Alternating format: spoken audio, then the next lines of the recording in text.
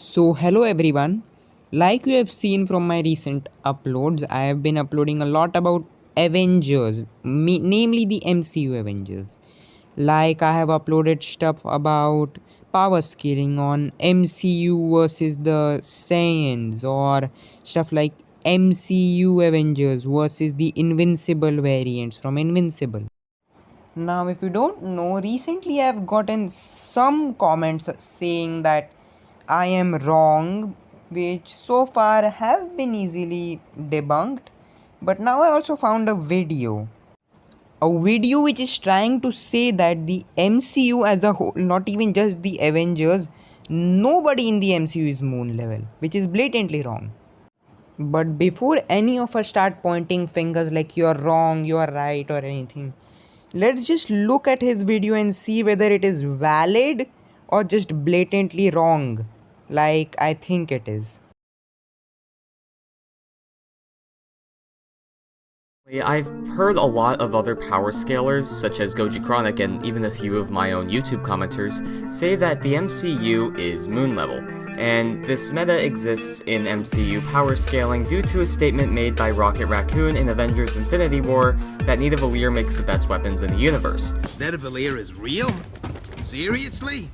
I mean, that place is a legend. They make the most powerful, horrific weapons to ever torment the universe. I would very much like to go there, please. Rocket himself can make moon-level weapons, so thus, weapons made in Nidavellir must be above that, putting weapons like Mjolnir and Stormbreaker at moon level, which makes the high tiers that scale to characters like Post-Awakening Thor moon level. However, personally, I think that this power scaling is questionable at best and just flat out wrong at worst.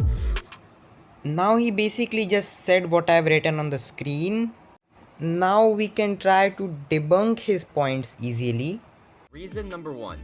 Rocket is an unreliable source.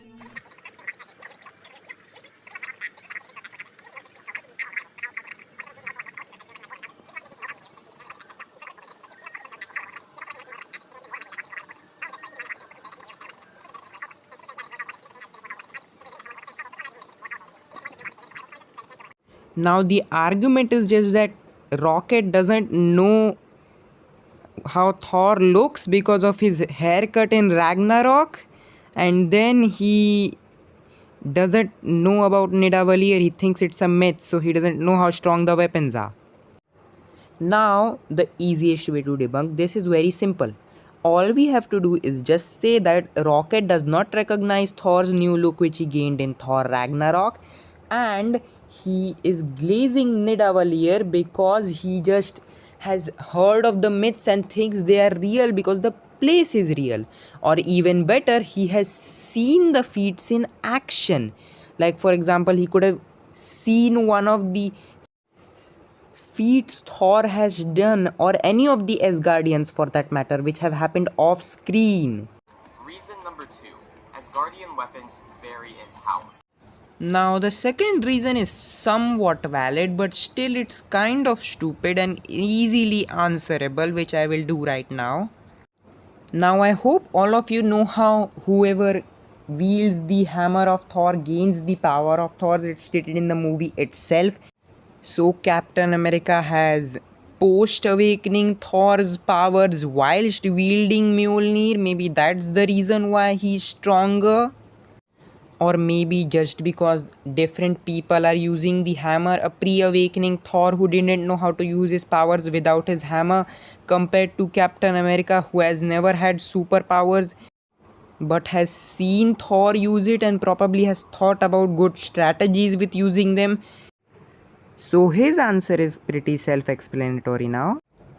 And then there's Mighty Thor, who, mind you, has the powers of a post-awakening Thor, same as Captain America, but when we see her, she has more experience. Her hammer is slightly different from Thor and Captain America's. It's the broken hammer, so she uses it even more efficiently and differently, which explains her reasoning as to why she uses it better than pre-awakening and post-awakening Thor combined.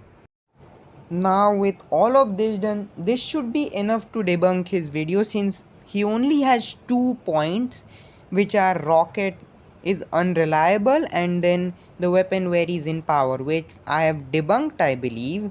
If you still want to ask questions or deny this, I'd suggest going to the comments and then leaving a comment there about why I am wrong.